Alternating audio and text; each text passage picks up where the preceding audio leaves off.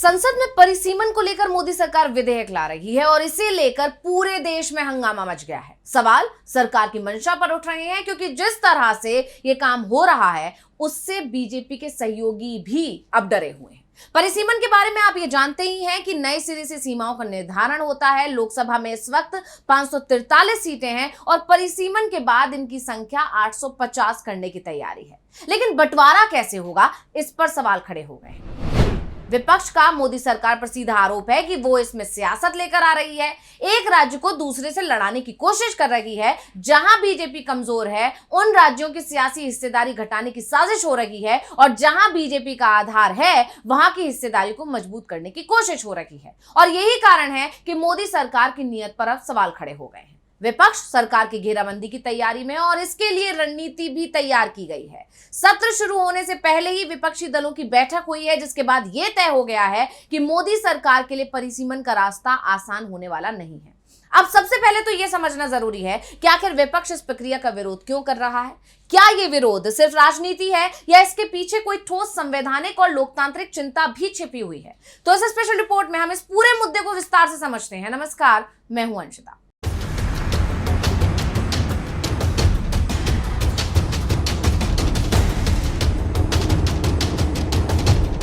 आगे बढ़ने से पहले सबसे पहले जानते हैं कि परिसीमन होता क्या है, जिस पर इतना बवाल मचा हुआ है।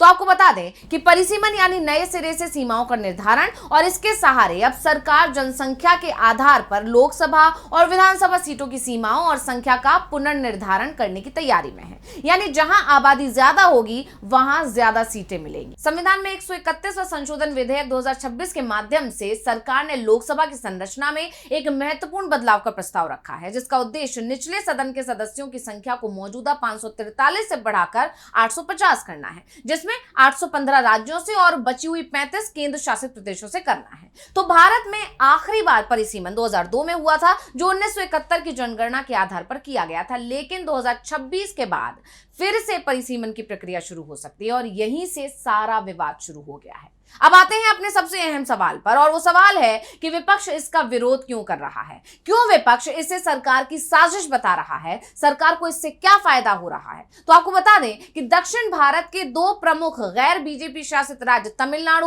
और तेलंगाना परिसीमन के इस मुद्दे पर सरकार पर हमलावर हैं। तमिलनाडु के मुख्यमंत्री हैं एम के स्टालिन। उन्होंने तो सीधे सीधे चेतावनी ही दे डाली। उन्होंने कहा है कि अगर तमिलनाडु के साथ कोई अन्याय हुआ तो व्यापक आंदोलन होगा।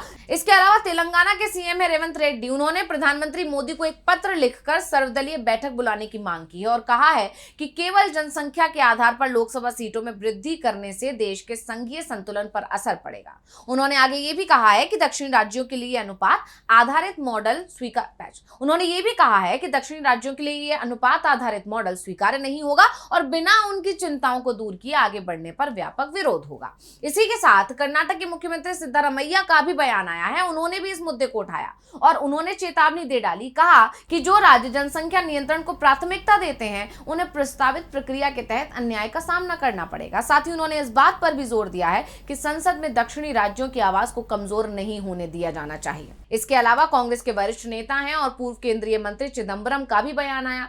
पी चिदंबरम ने कहा कि जब लोकसभा की सदस्य संख्या 543 से 50% बढ़ाकर 815 कर दी जाएगी तो तमिलनाडु की सदस्य संख्या भी देखने में 39 से बढ़कर 58 हो जाएगी। लेकिन ये एक भ्रम है। जब परिसीमन होगा तो ये घटकर 46 ही रह जाएगी। उन्होंने आगे कहा कि उत्तर प्रदेश की सदस्य संख्या पहले 80 से बढ़कर 120 होगी और परिसीमन के बाद ये और बढ़कर लगभग 140 हो जाएगी। सभी दक्षिणी राज्य जिनका वर्तमान में प्रतिनिधित्व 24.3% है, उनका प्रतिनिधित्व घटकर 20.7% रह जाएगा और यह संतुलन को पूरी तरह से बदलने की एक शरारतपूर्ण चाल है। इसका पुरजोर विरोध किया जाना चाहिए। अब ये तो हमने समझा कि विपक्ष किस तरह से चेतावनी दे रहा है, सरकार पर दबाव बना रहा है कि सरकार ऐसा फैसला ना ले, क्योंकि परिसीमन से असल में बीजेपी मजबूत होती दिखाई दे रही है और बाकी जो दूसरे दल हैं उनका जनाधार कमजोर होता हुआ दिखाई दे रहा है और इसीलिए विपक्ष बहुत ज्यादा विरोध कर रहा है। और विपक्ष के विरोध की सबसे बड़ी वजह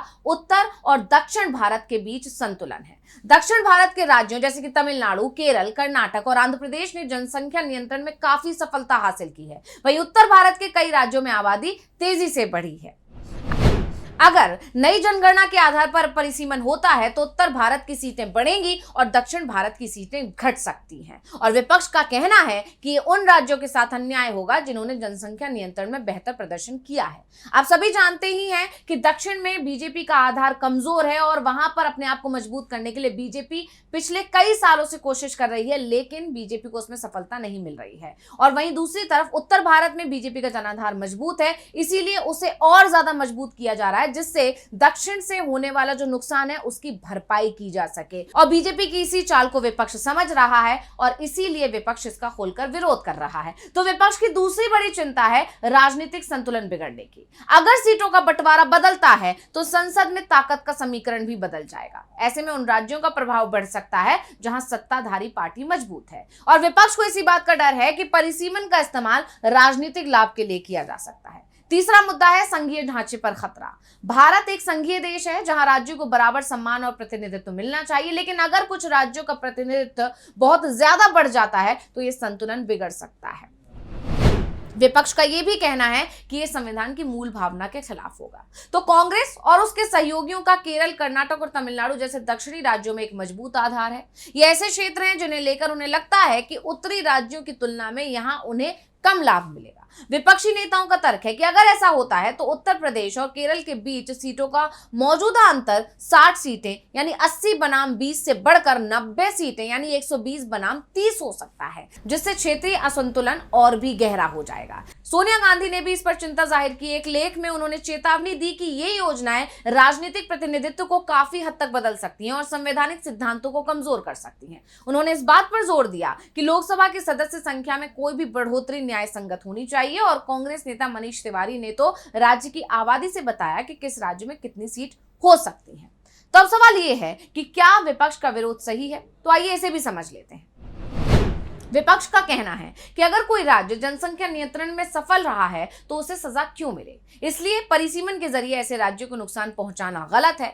अगर सिर्फ आबादी के आधार पर सीटें तय होंगी तो कई क्षेत्रों की आवाज कमजोर पड़ सकती है। विपक्ष चाहता है कि परिसीमन से पहले व्यापक चर्चा हो, सभी राज्यों की राय ली जाए और एक संतुलित फॉर्मूला तैयार किया जाए। बिना सहमति के लिया गया फैसला देश में क्षेत्रीय असंतोष बढ़ा सकता है।